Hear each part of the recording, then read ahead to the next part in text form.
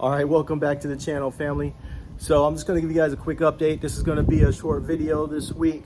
I haven't really shot any car content this week. So last week we took the Camaro out to San Mateo, and we got some car content there. So if you haven't checked that video out, go ahead and check that video. It's been posted, so go ahead. I'll put a link here. But this video is just really quick, just to give you guys an update where I'm at on the project cars. So let's get right into it. I hope the wind's not too bad. About a couple of months ago, we went ahead and put these wheels and tires on the Audi. So I wanted to just give a quick update on that. The wheels, no problems there. I like them. They're pretty cool. Satisfied with that. However, these Toyo Proxy ST3s, I'm getting a lot of feathering on this tire. Again, it's only been a few months since I put these on. Again, I posted that video as well, so check that out if you haven't seen it yet. But I'm getting a lot of road noise from these tires now, and I'm noticing that they're really feathering quite badly. So I'm gonna have to rotate those. I'm gonna try to get that done this week before I leave for Denver. Front and rear. And granted, some might say it's alignment. Keep in mind I had the old tires on here. And those tires went completely bald without any issues with cupping. So, yeah. I don't know if I like these Toyo Proxy ST3s. If any of you guys tried these out before and have some feedback, go ahead and leave it in the comment. I'll be interested in knowing if anyone else is getting this issue, especially on these two outside blocks on it, inside and outside of the tire, both edges. Yeah, so I don't know if it has something to do with the all-wheel drive system. Not really sure, but it's giving an awful road noise, so I'm gonna have to address that. I'm gonna rotate the tires this week, see if the sound changes. So yeah, there's that tire issue with the Audi I need to get addressed, and that noise. So it's kind of a humming vibration noise going down the highway. Also, I have a drivetrain malfunction light that comes on, and then it goes into limp mode. So what I think it is my active air shutter on the front of the vehicle is not functioning. I noticed that it wasn't opening and closing, and I was getting a clicking noise from its actuator.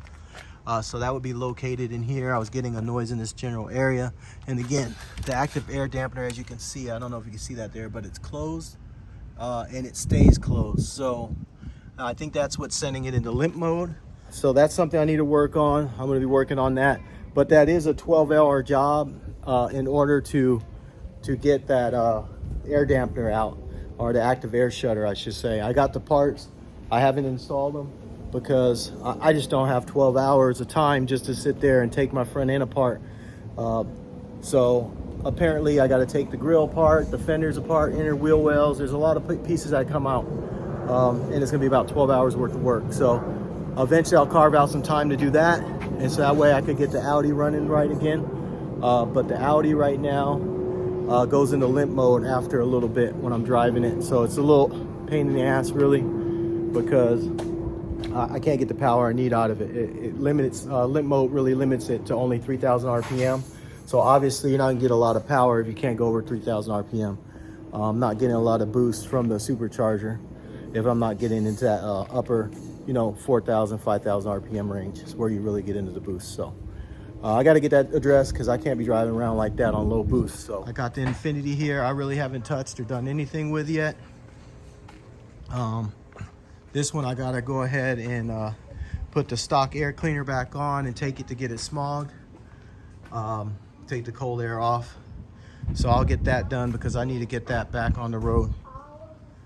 So other than that, another thing I'm dealing with here, so bear with me, is a new gimbal setup, and I'm using my iPhone now to shoot this video. So we'll see how it works out audio-wise and video-wise, if it's something I'm gonna keep. And so I'm really just fumbling around trying to figure out the controls. Seems to kind of lock in on things I'm not really trying to look at. So I have a little trouble controlling it, but hopefully I get that under control. And then so we'll go into some of the other projects. As you can see behind me, we got the 33. We got the Camaro over here. Like I said, we took the Camaro out to San Mateo, and we did a little cruise night. It went well. No problems there, so that's cool. Finally got it on the channel, so I like that. So it has a few issues itself. Again, I'm just trying to sort it out. That was his first trip out. So we'll sort those things out too. What I like to do, let me turn the camera around. I'll show you what I'm talking about. So yeah, on the Camaro, what I like to do is change this intake out. I'm really not too satisfied with it. This intake here, it's a high-rise intake, and it's a sheet metal one. So I'm really not digging. First of all, it's really noisy. You can hear the air running through it. It's kind of annoying. I mean, in my opinion, I don't like the way it sounds. And then also, it only performs at the higher RPM range, so my low end torque and then the mid-range suffers also quite a bit.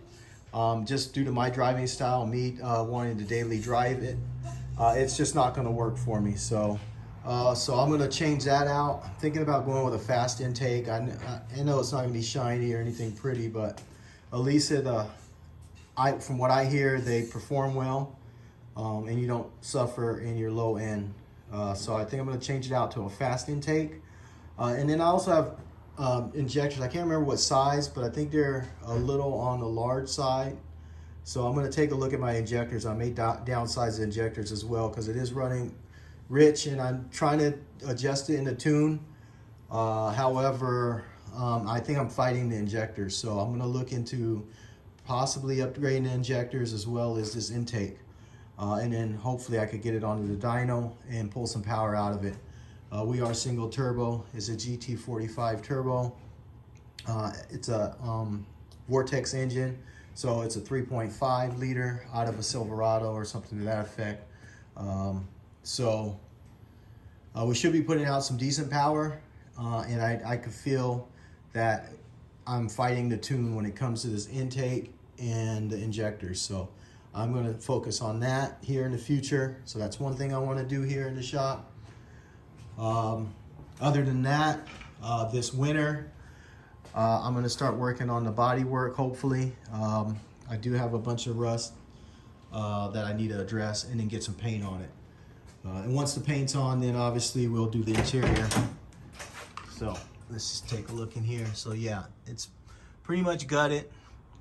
Like in my last video, I said I have these just temporary race seats in here. If anybody wants them, go ahead and comment me below. Reach out to me, send me an email, because I will be getting rid of these seats. And they do have brackets that fit Camaro, at least the second gen Camaro. So they're homemade, custom-made brackets. So they'll go right in your car, along with sliders, so they slide. Because I'm going to go back to the factory seats. I have my upholstery guy already redone my interior. I just got to put it in. As you can see, the backrest for the rear seats in there. So we're going to eventually go ahead and put the interior back in once I get the paint done. I'm not sure I'm going to shoot the paint myself. I'm inclined to. It just depends on my bandwidth. Right now I am super overloaded with projects. So, and not just projects here. I also do construction work. So I have just a lot of different projects going on, so it's kind of hard to keep up. So I'm not sure if I'm going to actually do the paint on it, but we'll see.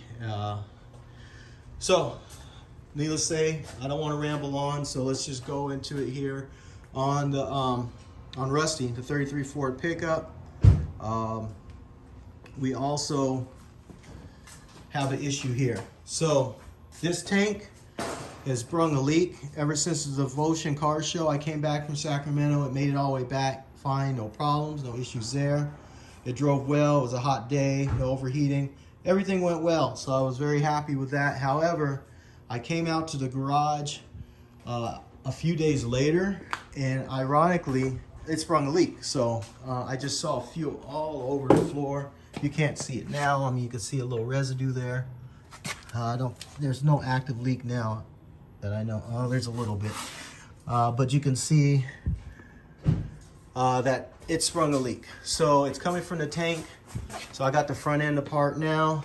I'm gonna pull this tank out and see where the leak is. It looks like it's coming from the bottom of the tank, so I think there's a crack in the weld. So we'll pull the tank out, take a look at that. I'm not too excited about having to try to weld a tank that had fuel in it.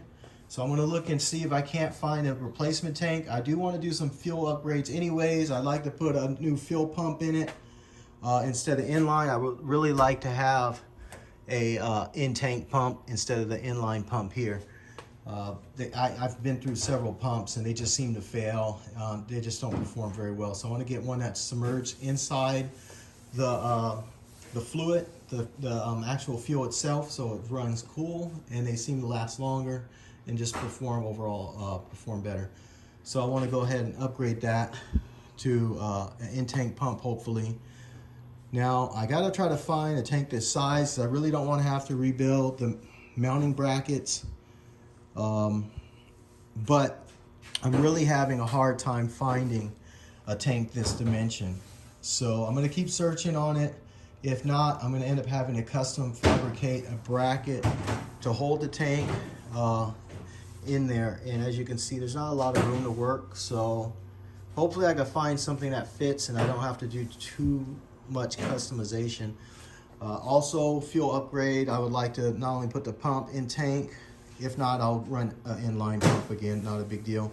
Not only do I want to upgrade the fuel system to an in-tank fuel pump, but although if I can't find one that's going to fit in my application, I will go with an inline. But however, I still want to upgrade the fuel pressure regulator and then the fuel filter. There's a couple things I want to do, and also the hoses, because I just really don't like the way it was run. I mean, it functions, but it really just needs to be upgraded. And I want to get that dialed in. So that's the 33. It's down right now due to a fuel leak. All right, fam, so that's just a quick little update on what's going on with the project cars, a short video this week. But go ahead and smash that like button if you like what you saw, and go ahead and hit the subscribe button if you haven't already. I drop fresh content weekly every Monday, so look out for it. Don't sleep on it. Hit that notification bell so you don't miss any of my episodes. And until next time, stay good, family. Peace.